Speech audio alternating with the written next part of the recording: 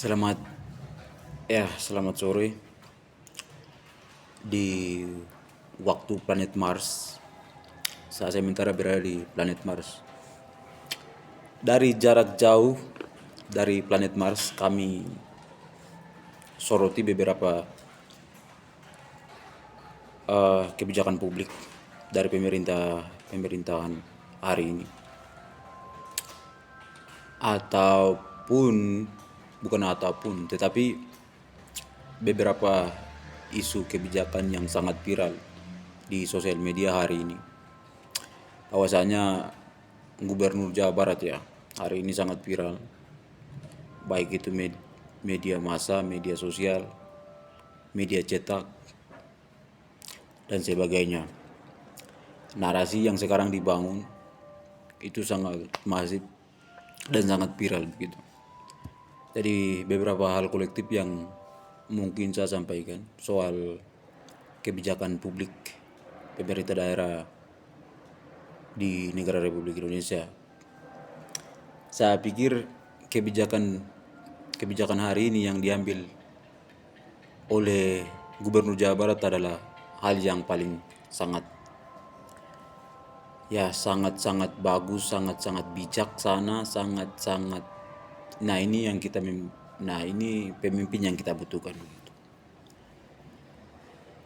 Pemimpin yang sangat transparan, berdampak langsung kepada masyarakat, memihak langsung pada masyarakat. Ya, kita tahu jejak langkah beliau, Pak Kang Deddy Mulyadi, dari semenjak wakil bupati, kemudian dari DPR RI, lalu kemudian sekarang jadi gubernur Jawa Barat. Dan jejak politiknya kita tidak bisa uji eksistensinya. Dan kebijakan hari ini adalah hal reflektif yang mungkin bisa direnungkan oleh pejabat negara hari ini, di pemerintahan di mana saja di negara Indonesia. Menurut saya ini sangat bijaksana melihat dari budaya, baik budaya manapun, budaya maupun agama manapun mengajarkan kita bahwa transparansi itu perlu, kejujuran. Di dinamika kehidupan yang hari ini kita hadapi, kita butuh namanya itu transparansi, keterbukaan. Nah, di sini poin yang saya ambil atau menjadi bahan reflektif untuk saya adalah kebijakan yang berdampak kepada masyarakat. Bukan omong-omong belakang, tetapi dia turun langsung tepat pada sasaran. Masalah yang terjadi di situ, problematika yang terjadi di masyarakat akar rumput itu langsung dikelirkan, langsung turun jalan, kemudian diselesaikan. Beberapa menit atau beberapa jam kemudian langsung terselesaikan dan di-upload sebagai laporan pertanggungjawaban. Ini saya pikir laporan pertanggungjawaban yang konkret, tidak pakai kertas, tapi tidak pakai video langsung dan kita lihat di situ. Jadi saya pikir memang hal ini tidak perlu diperdebatkan.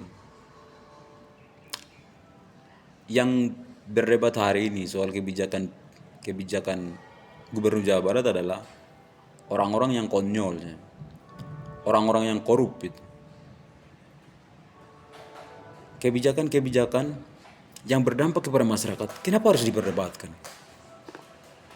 Nah, itu kan pertanyaan besar yang perlu direfleksikan oleh pemerintah maupun pemerintah yang eksekutif maupun legislatif. DPR hari ini yang berdebat di media sosial maupun beberapa media massa itu cuma berkoar-koar saja itu. Saya pikir mereka itu wajar-wajar saja mereka mencari panggung, kemudian juga mencari pundi-pundi rupiah. Ya, kita tidak bisa tutup soal itu. Jadi hal korupsi itu tidak lagi di dalam kegelapan, tetapi dia berjalan di terang-terangan, matahari pecah dan kemudian dia berjalan. Lalu kemudian ini bisa menjadi contoh bahwasanya setiap pemerintahan provinsi di setiap daerah, khususnya di Papua, ini jadi rekomendasi dari saya juga bahwasanya bisa menjadi contoh, bisa adopsi kebijakan-kebijakan publik yang berdampak kepada masyarakat. Ya, salah satu hal yang konkret adalah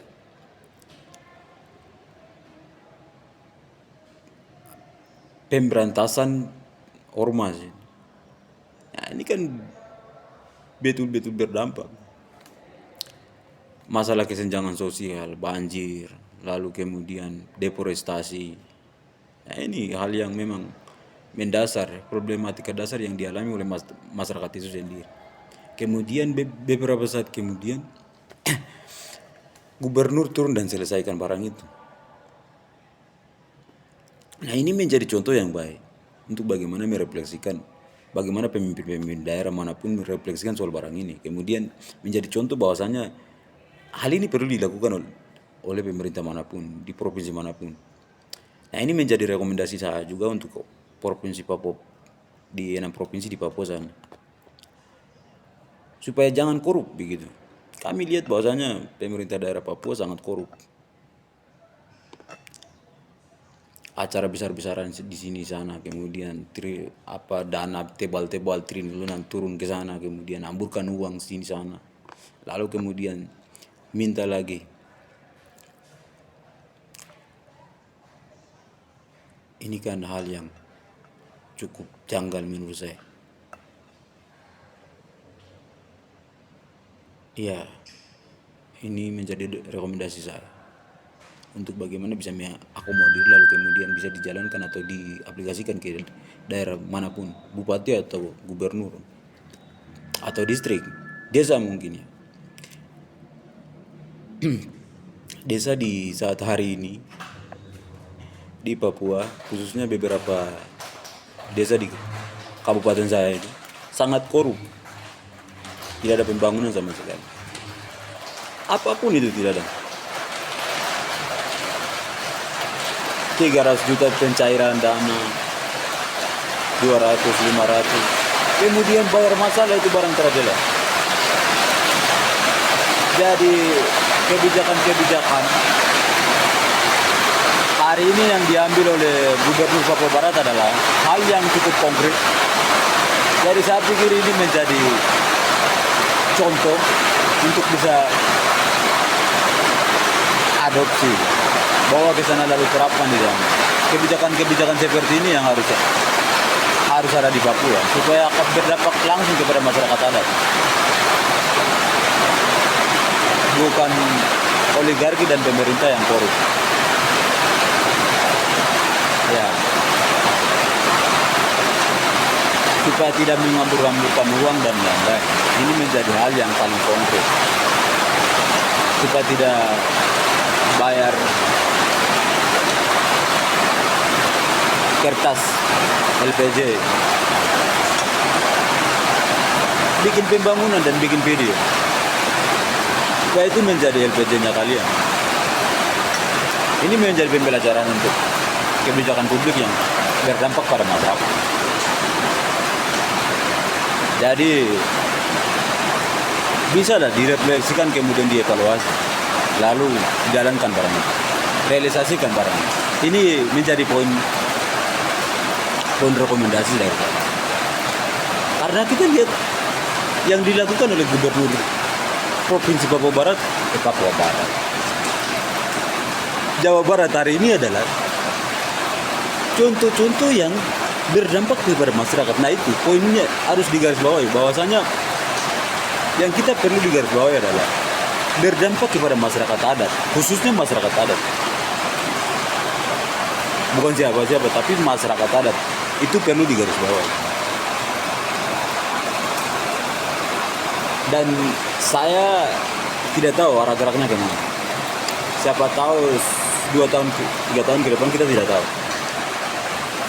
Tapi hari ini yang diadakan oleh Gubernur Jawa Barat adalah hal yang bijaksana. Seorang pemimpin itu harus begitu. Nah, seorang pemimpin yang visioner itu yang kayak begini.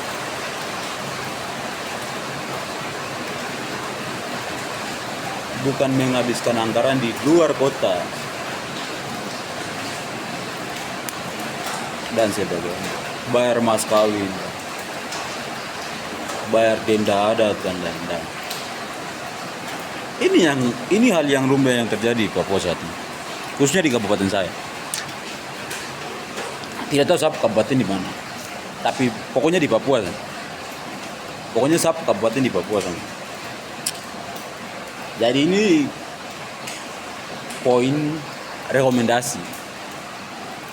Jadi bisa diakomodir. Harapannya begitu. Saya sebagai DPR RI juga di Papua Tenggara. Saya DPR RI Papua Tenggara. Jadi ini akan menjadi rekomendasi utama yang akan kita sampaikan di forum legislatif rapat paripurna nanti. Tapi ini saya sampaikan rekomendasi ini karena berbagai pertimbangan. Karena kita akan undur diri, sehingga perlu saya sampaikan di media sosial. Dan video ini saya buat untuk sampaikan rekomendasi saya. Jadi bisa diakomodir. Dan ini suara rakyat. Dan saya sebagai perwakilan rakyat DPR RI Dapil Papua Tenggara, Provinsi Papua Tenggara. Iya. Jadi begitu. Saya pikir ya ini sebagai contoh yang baik untuk bisa diterapkan. Nah, ini cukup 12 menit. Mungkin tidak dapat poinnya, tapi berbelit-belit. Tapi memang itu dinamika sosial atau dinamika kehidupan yang saat ini kita jalani. Mungkin di negara hari ini isunya sangat krusial, tetapi hal positif yang kita petik dari sini, dari viralnya beberapa isu nasional yang sangat krusial, tapi ini dampak positif yang kita perlu refleksikan dan evaluasikan. Jadi mari seluruh LSM, seluruh elemen daerah, OPD, perangkat pemerintahan, mari kami Komisi 3 DPR RI Provinsi Papua Tenggara buka ruang sebebas-bebasnya. Dan ini menjadi bahan rekomendasi. Ya, itu saya berapa kali katakan bahan rekomendasi.